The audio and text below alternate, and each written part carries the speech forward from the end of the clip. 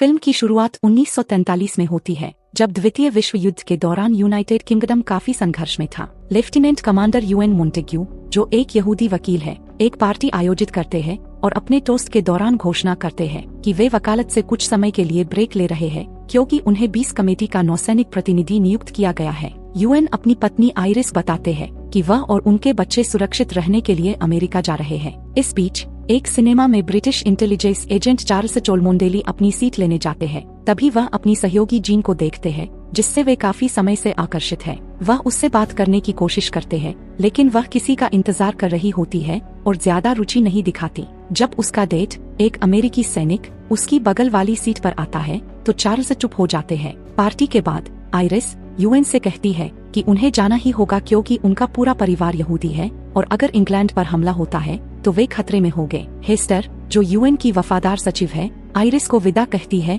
और उनकी सुरक्षित यात्रा की कामना करती है। वह यूएन से कहती है कि उनकी पत्नी जानती है कि वह अपने कर्तव्य को अपने परिवार से ऊपर रखेंगे, इसलिए उनका जाना सही है, भले ही यह दोनों के लिए दर्दनाक हो। अगले दिन यूएन अपने परिवार को अमेरिका के लिए विदा करते समय भावुक हो जाते हैं। दूसरी ओर ब्रिटिश प्रधानमंत्री Winston Churchill admiral John Godfrey के साथ चर्चा करते हैं कि उन्होंने संयुक्त राज्य अमेरिका से वादा किया था कि मित्र राष्ट्र उस साल जुलाई तक सिसिली पर आक्रमण करेंगे ताकि वे यूरोप की ओर उत्तर की तरफ बढ़ सके। हालांकि वेरमाचट सिसिली की रक्षा कर सकता है, क्योंकि यह एक स्पष्ट निशाना है। उन्हें एक तरीका ढूंढना होगा जिससे ब्रिटेन नाजी जर्मनी को यह विश्वास दिला सके कि मित्र राष्ट्र ग्रीस पर आक्रमण करेंगे। एडमिरल गॉडफ्रे ट्राउट मेमो नामक एक ऑपरेशन का सुझाव देते हैं, जिसे 20 कमेटी द्वारा तैयार किया गया था। अगले दिन चार्ल्स के घर पर उसकी मां चार्ल्स के दिवंगत भाई रॉबर्ट के बारे में जानकारी मांगती है, जो युद्ध के मैदान में मारे गए थे। रॉबर्ट उन ब्रिटिश फाइटर पायलटों में से एक थे जो एक हफ्ते पहले चिटगांव,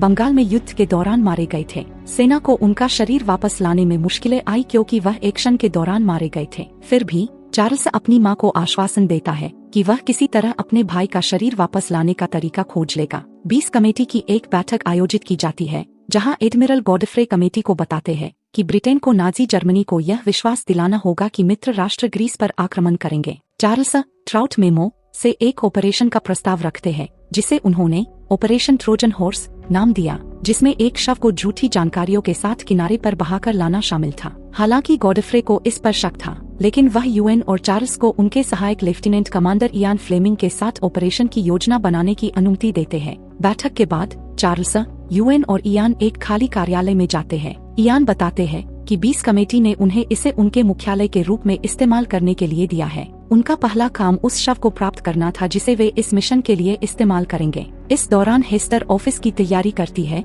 और नए सदस्यों की भर्ती करती है। कई दिनों की तलाश के बाद भी उन्हें कोई उपयुक्त शव नहीं मिला। तब हेस्टर अपने दोस्त की मदद का सुझाव देती है, जो एक फोरेंसिक अधिकारी है, और वे एक बेसहारा व्यक्ति ग्लेंडर माइकल का शव प्राप्त करने में कामयाब होते हैं, जिसकी संभवतः आत्महत्या द्वारा जहर से मौत हुई थी। एक रात सोहो के गार्गोयल क्लब में यूएन, हेस्टर और चार्ल्स अपने चुने हुए शव पर चर्चा करते हैं। टीम उसे major William Martin, royal marine का झूठा पहचान देती है और यूएन का पहचान नंबर इस्तेमाल करती है। उन्होंने तय किया कि विलियम की एक मंगेतर भी होनी चाहिए और वह महिला भी खुफिया विभाग में काम करे ताकि मिशन को गुप्त रखा जा सके। इससे चार्ल्स को जीन की याद आती है। अगले दिन चार्ल्स जीन के पास जाकर उससे मिशन में विलियम की नकली मंगेतर बनने के लिए सहयोग मांगता है, जिसका नाम अब ऑपरेशन मेसमीत रखा गया है। जीन पहले तो हिचकिचाती है, लेकिन अंत में वह मदद करने का फैसला करती है और बदले में मिशन के बारे में और जानने की इच्छा रखती है। वे शव की तस्वीर खींचने की कोशिश करते हैं ताकि वह जीवित लगे, लेकिन कोई भी तस्वीर पर्याप्त रूप से विश्वसनीय नहीं होती।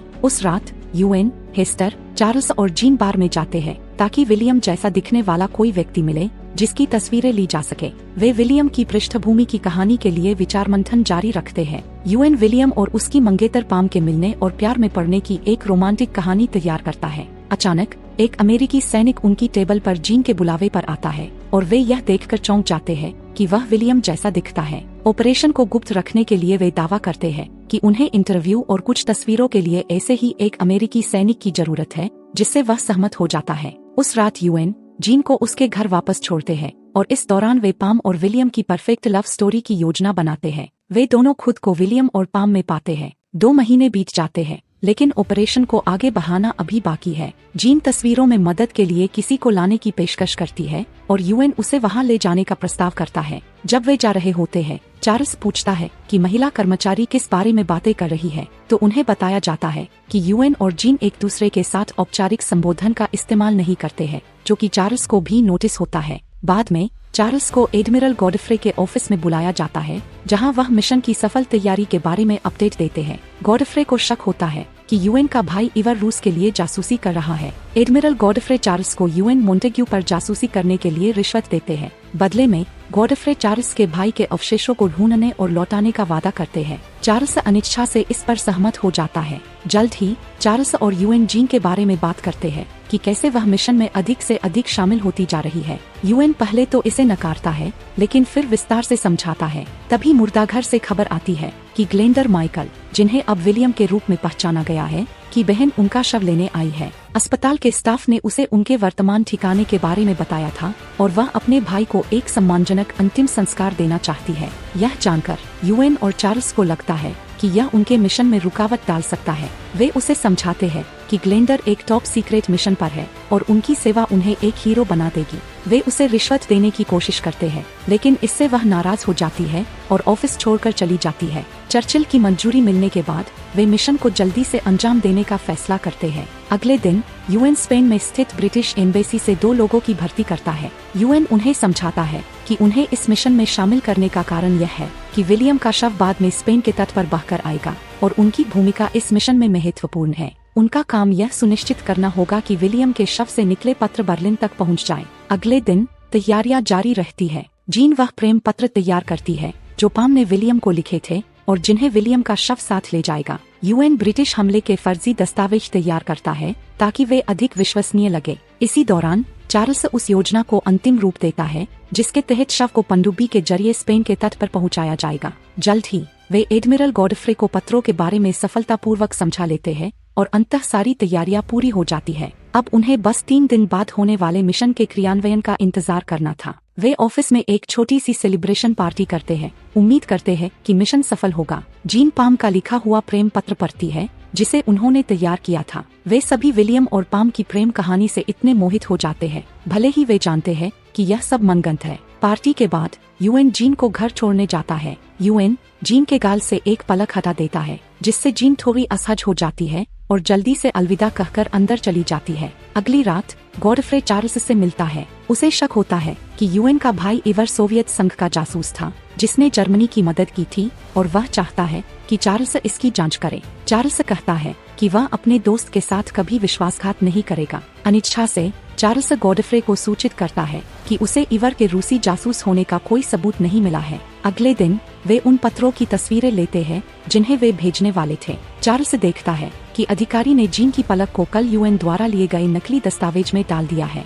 चार्ल्स चुप रहता है, लेकिन यह सोचकर भ्रमित हो जाता है कि यूएन ने जीन की पलकें क्यों अपने पास रखी थी। इसके बाद वे शव को तैयार करते हैं और उसके जेबों में नकली कागजात और पत्र रख देते हैं। इसके बाद चार्ल्स, यूएन, जीन और ऑपरेशन के लिए असाइन किए गए ड्राइवर MI5 के specialist driver Saint John, Jock, Hill, bar में जाते हैं ताकि ड्राइवर को मिशन के लिए क्या करना है इस पर चर्चा कर सके। जबकि यूएन ड्राइवर से बात कर रहा होता है, चार्ल्स जीन को डांस के लिए आमंत्रित करता है। जीन विलियम और पाम की प्रेम कहानी में अपनी रुचि व्यक्त करती है और कहती है कि वह भी सपना देखती है कि उसके साथ भी ऐसा कुछ हो, भले ही यह कहानी मनगढ़ंत हो। यह सुनने के बाद चार्ल्स को एहसास होता है कि जीन शायद यूएन से प्यार कर बैठी है, क्योंकि उन्होंने विलियम को यूएन पर ही आधारित किया था। चार्ल्स उसे बताता है कि उसके और हेस्टर के विपरीत यूएन को कम से कम एक परिवार है जिसके पास वह लौट सकता है। इस याद ने जीन को दुखी कर दिया और वह जल्दी से बार छोड़कर चली जाती है। यूएन यह देखकर उसे रोकने की कोशिश करता है।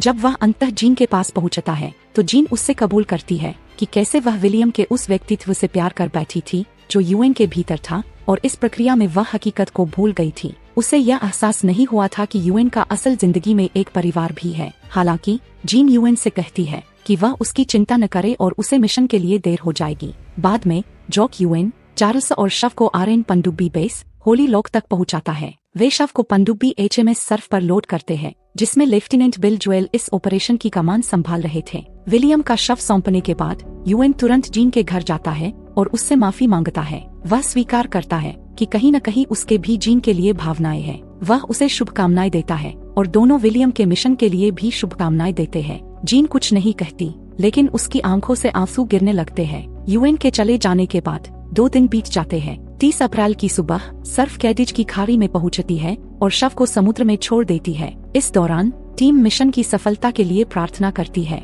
जल्द ही स्पेन के वेल्वा में मछुआरों को शव मिल जाता है। ऑपरेशन मीसमीत का उद्देश्य नकली दस्तावेजों को मैड्रिड पहुंचाना था, लेकिन मिशन को बदकिस्मती से कुछ रुकावटों का सामना करना पड़ता है, क्योंकि स्पेनिश नाजी भ्रष्टाचार का विरोध अपेक्षा से अधिक दृढ़ता से करते हैं। मैड्रिड में British naval attache captain David Ainsworth Spanish secret police के कर्नल चुडी से एक आखिरी कोशिश में मिलते हैं, ताकि दस्तावेजों को नाजियों तक पहुँचाया जा सके। कई दिन बिना किसी खबर के बीत जाते हैं और हर कोई नर्वस हो जाता है, लेकिन अचानक एम्बेसी से एक टेलीग्राम आता है जिसमें बताया जाता है कि दस्तावेज वापस आ गए हैं और उन्हें इंग्लैंड भेजा जाएगा। दस्तावेज रात में पहुंचते ही यूएन, चार्ल्स और विशेषज्ञ ने विलियम की सारी चीजों की जांच की। वे निराश हो गए क्योंकि कुछ भी नहीं बदला था। यहाँ तक कि लिफाफे पर लगे रॉयल सील स्टैंप को भी छेड़ा नहीं गया था। लेकिन जब उन्होंने पत्र खोला तो उन्हें जीन की पलकें गायब मिली। जब विशेषज्ञ ने पत्र की जांच की तो निष्कर्ष निकला कि उसे खोला गया था और फिर से सील किया गया था। इस बीच जीन के घर पर टेडी, जो गार्गोयल क्लब का बारटेंडर था,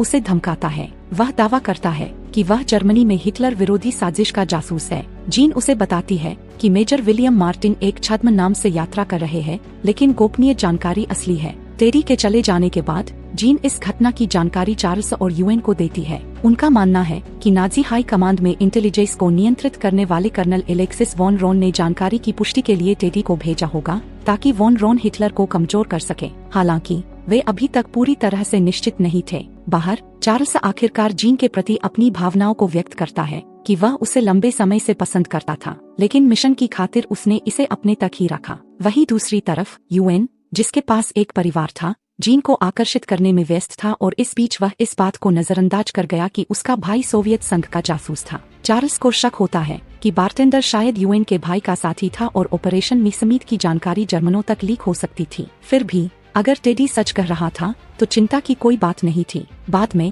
यूएन जीन को सुरक्षा के लिए अपने घर ले जाता है, लेकिन जल्द ही जीन स्पेशल ऑपरेशंस में एक नौकरी स्वीकार कर लेती है और 10 जुलाई को लंदन छोड़ देती है। इसके बाद मित्र राष्ट्रों का सिसिली पर आक्रमण शुरू हो जाता है। खबर आती है कि मित्र देशों की सेनाओं को सीमित हताहतों का सामना करना पड़ा है, दुश्मन पीछे हट रहा है और उन्होंने समुद्र तटों पर सफलतापूर्वक कब्जा बनाए रखा है। इसके बाद चार्ल्स स्वीकार करता है कि उसने यूएन की जासूसी करने के बदले अपने भाई के अवशेष प्राप्त किए। ऑपरेशन मीसमीत की सफलता से राहत और सहानुभूति महसूस करते हुए यूएन चार्ल्स को एक ड्रिंक ऑफर करता है, उनकी दोस्ती को सुधारने की उम्मीद में। फिल्म का अंत होता है।